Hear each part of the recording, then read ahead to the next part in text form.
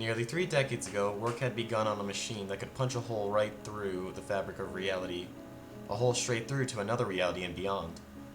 The idea was that with the right circumstances, we could find a universe with limitless energy. This would make up for the unimaginable amounts of power that the machine took up, and the irreparable damage it would likely do to Earth and the surrounding solar system.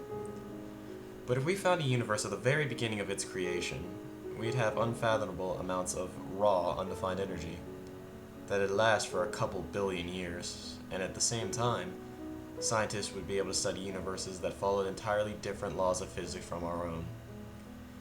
A few years before I was born, this was accomplished. With this limitless energy expanding technology beyond anything possible before it and solving most of the world's problems. War and struggle had been at an all-time low, until a group of religious extremists tried to use the machine to prove the existence of God. This started a war, one of the largest uproars in history. Nearly every single religion turned on this small group of 30 people protected by the United States government. Some were scared that their God would be proven false, and some thought it would be wrong to try and prove their God real rather than simply having faith. But in the end, there was no war. World leaders would not attack the US, which supplied their power, and the countries who did were often far too small to do any major damage.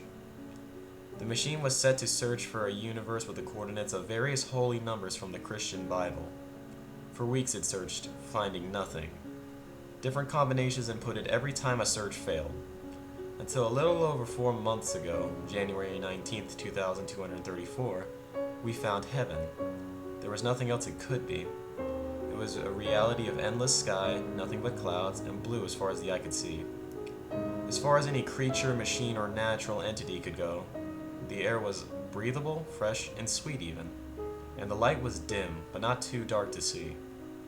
And it was entirely empty. The only thing of note were red lakes. Every cloud had them, and they were incredibly fresh.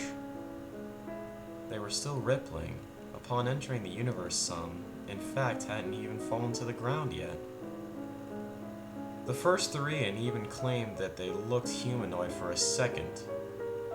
The damage to our world upon opening a portal is irreparable and devastating, but we now know the damage to the other world is 1,000 times worse.